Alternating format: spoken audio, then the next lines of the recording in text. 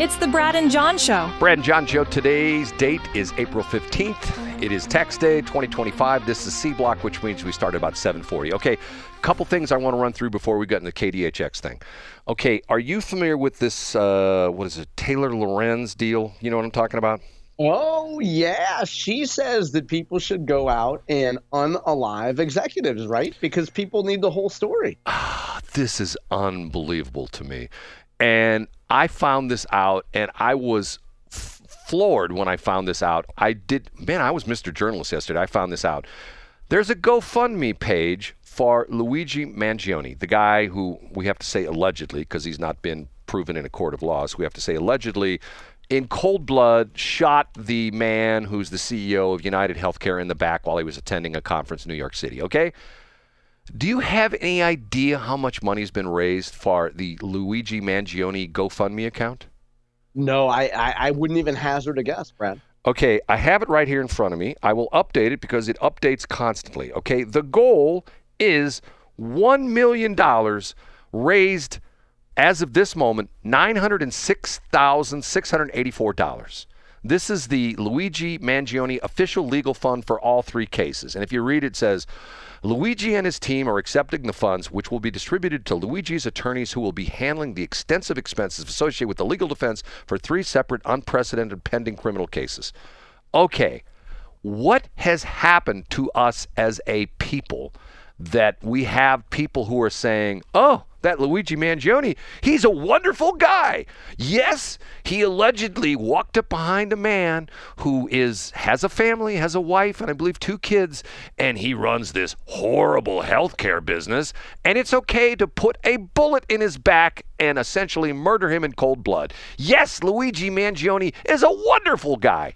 What the hell happened to people? John, what? Yeah, well, here's what, Brad. Now, you and I talk a lot about one of your favorite drops is Rodney King. Can we all get along? Yes. In 1992, if race activists in LA had a GoFundMe account, if GoFundMe existed in 1992, there would be civil rights leaders around the country and maybe around the world who would have contributed to the men who hit trucker Reginald Denny in the head with a brick and then began dancing.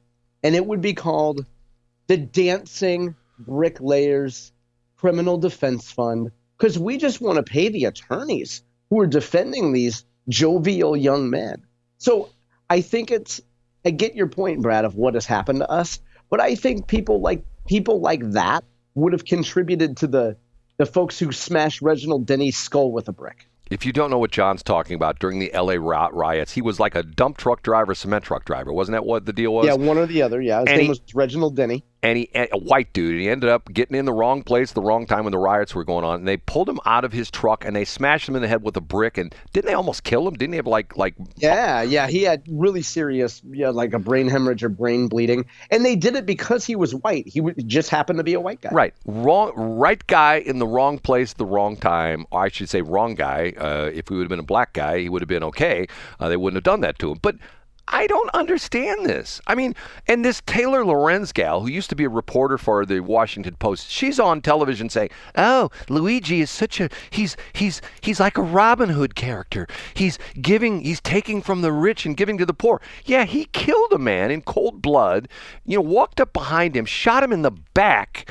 I mean, wow, that's a real man. You know what I mean? A real man's gonna nail somebody in the back where they don't least expect it. Yeah, not even look him in the eye and say, I don't agree with what you're doing, bang, bang, bang, walks up behind him and shoots him in the back.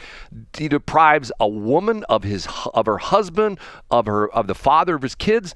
Explain to me in what universe that is in any way, shape, or form a good thing that happened. I mean, I don't get it.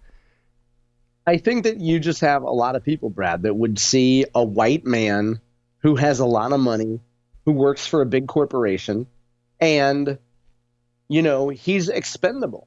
Because if you are not a white man that has a little bit of money and works for a corporation, then you would say, to heck with those guys, let's off some of them.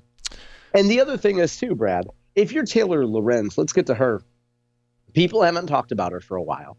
And right now, in the St. Louis media market, and San Jose and Seattle and Buffalo, New York, morning talk show hosts at 7:49 in their local area are talking about Taylor Lorenz, and we're all saying, can you believe this woman? But nobody was talking about Taylor Lorenz a week ago. I hear what you're saying, John. Okay, next topic, because I want to move in a couple different things. The Pennsylvania Governor Mansion's arson attack, okay? To me, there's some interesting things about this. Do you know this story, John? No, I don't. It happened, what is it, Sunday night, Monday night, something like that. Some nutbag broke into the governor's mansion. This is the guy that was supposedly going to be the running mate for Kamala Harris. He was like center, he was like front and center. He was the choice that everybody wanted before we got the nutbag from Minnesota. From Minnesota, yeah. And I did hear this story. I'm sorry, I misheard you. I did hear the story, but please recap it, though. Okay, and one of the reasons, this little backstory, one of the reasons he was not picked is because he's Jewish. And the Democrats were afraid that the Hamas-loving, Palestinian-loving segment of the Democratic Party would go, oh, we don't want to vote for him. He's Jewish. So that's why they didn't do it. And once again, I don't understand this hatred of Jewish people. I know lots of Jewish people. I dated a Jewish girl in high school. Get to the Pennsylvania story, Brad. They're wonderful people. Okay, some nutbag broke into his house and Molotov cocktailed the governor's mansion. Now, there's a couple interesting things about this. They talk about the fact that the only reason the governor, and what's interesting is there's 22 people in the governor's mansion. Who are those 22 people? He's got a wife and kids. I don't think he has 20 kids. So he's probably got a cook. He's probably got somebody. He's probably got, somebody that attends to making the bed, things like that. Okay, he said the first he knew of the fire was when the police came beating on his door. Okay, the governor's mansion is a government building. Don't they have like 40 zillion smoke detectors like every government office building is mandated to have? Don't they have? You would think so. Don't they have automatic fire suppression systems, the sprinkler systems? Don't they have this? Don't they have that? The guy climbs a fence, and not only that, I don't know how it is in the state of Pennsylvania, but in the state of Missouri, the governor has a security detail. How do I know that? Because the security detail came after me when I was at the Bill Eigel fundraiser. Okay, so, that's how I know that they have security details. Plus, I've dealt with the governor in previous years, and we did events years ago with various governors, and I was always aware of the fact he has a security detail. How come there's not somebody 24/7 staked out in front of this guy climbed over a fence or cut through a fence, broke through a window. How come there's not, a security detail guy going, whoa, buddy, what are you doing? I mean, it seems like a giant failure there, Brad. Well, sure does. And not only that, the guy is just a nutbag. And supposedly the story is he calls up his girlfriend and says, I just firebombed the governor's mansion. Can you turn me in? I mean, he doesn't have the cojones to call and drop the diamond himself, essentially saying, hey. And I'm thinking to myself, wow. Wouldn't you love to have a boyfriend like that? Hey, guess what happened last night? My boyfriend called me and told me he broke into the governor's mansion and firebombed the place. Oh, really? Isn't that nice that he called you first? Oh, yeah, I felt so good about that. Oh, I love him so much. Get what I'm saying, John? I do, but then again, your opening profile line on Tinder is once thrown out of a Bill Eigel fundraiser. Okay, KDHX. Yesterday, I sent you this article, and I called Sarah Fensky. And hold on. Yeah, okay, so I was just going to say, who wrote the article and where is it from? And how could people find it? Sarah Fensky's St. Louis Magazine. And what's interesting is I read this article, saw it online, and I devoured it. And it was a fascinating article. John, on a scale of 1 to 10, politically, how would you rate this as a fascinating article? 11.0. No kidding. Okay. No, it's really good. Yeah, I thought it was really good. Sarah, obviously, she had people that were willing to sing. She had, Brad, you talked last week about motivated sellers in real estate. Right. In real estate. These are motivated people with a real anger issue that want to tell Sarah what happened.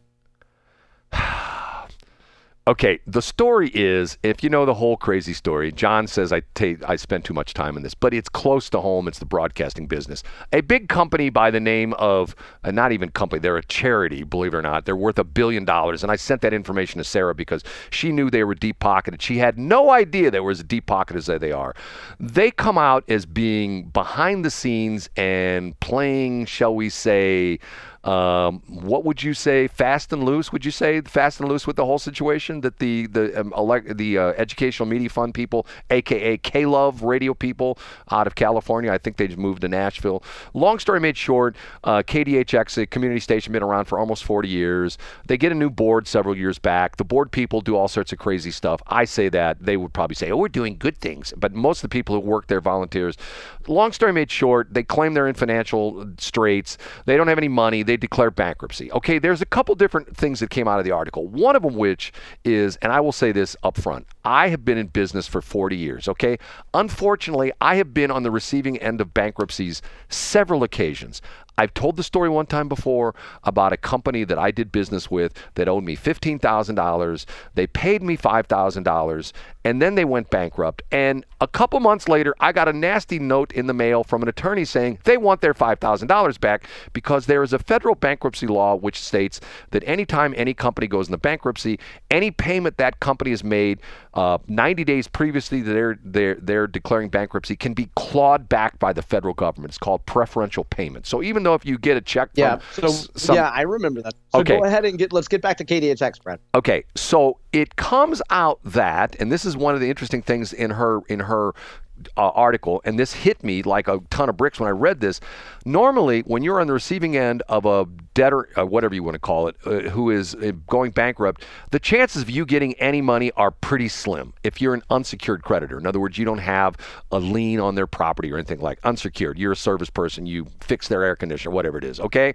Rarely is there a case where the bankruptcy essentially becomes a windfall. And the amazing thing about this is KDHX supposedly owns $2 million, and here comes along K-Love willing to strike them a check for $4.8 million, which means they're going to be able to pay off their creditors 100%, which very rarely ever happens, and to the point where if I've ever gotten any money out of a bankruptcy thing, and I don't think I ever have, but I have friends of mine that own business, they tell me if they get 5 or 10%, they're happy, okay?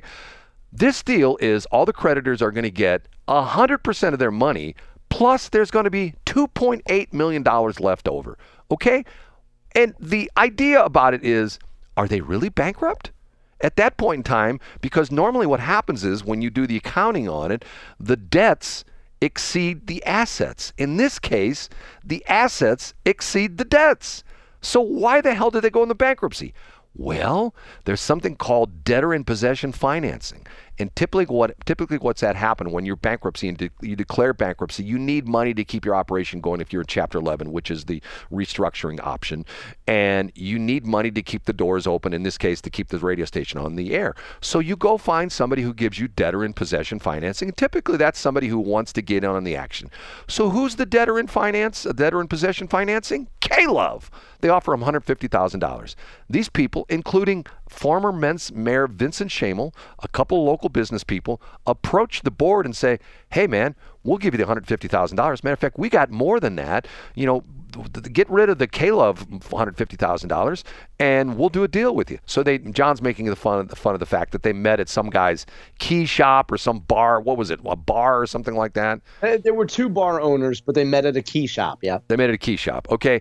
And they cut this deal with one of the board members and they said, hey, man, we got the money. And there was another guy, a third party. And they didn't cut a deal. They talked about it and it sounded good. And they left the meeting with different impressions of the agreement. They didn't cut a deal. Right. And not only was Mayor Shamel, former Mayor Shamel, involved, but apparently the name of Kara Spencer came up the discussion and said, hey, she's not the mayor yet, but she wants to keep this radio station in St. Louis. This is important to her. And we have her support as well, too. Wasn't that essentially what the article sort of intimated?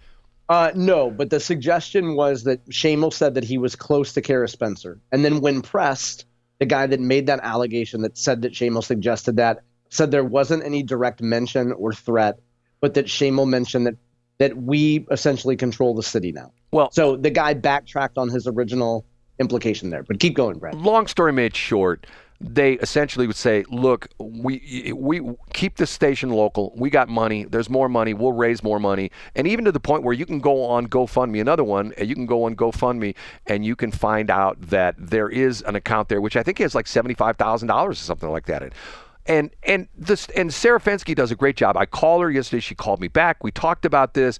And she essentially is sort of like in the same mindset, like, okay, and I'm not putting words in her mouth, but you read between the lines, and this is an inside deal. I've said it all along, and it talks about in the article, the lady who is the general manager is essentially not going to lose her job. And once again, if we have bankruptcies, what happens with most bankruptcies, John? Most people lose their jobs.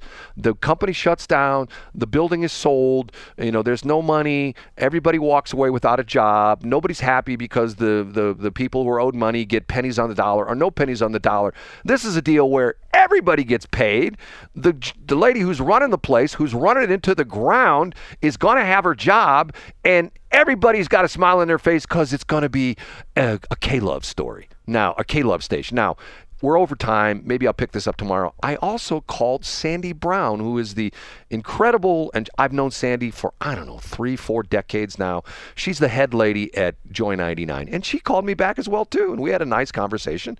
And we're over time, so maybe we'll pick this up tomorrow because I asked her point blank. I said, "Isn't this competition to you?" Because essentially, and in the business, it's called CCM, Contemporary Christian Music. That's what both we got it. Joy 99 plays and what Caleb plays, and it was a very interesting conversation.